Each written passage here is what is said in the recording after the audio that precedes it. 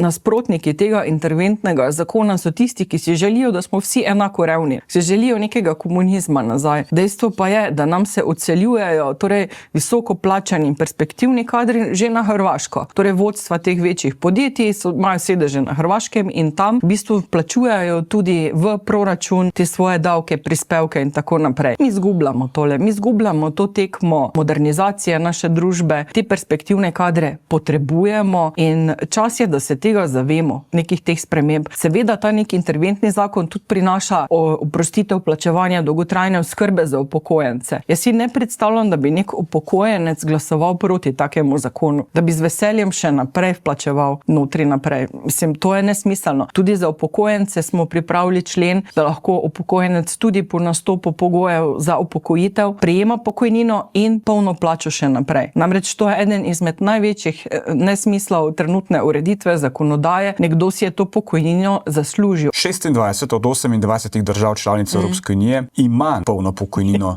tudi če ljudje nadaljujejo z delom. Ne samo Slovenija nima, pa Hrvaška.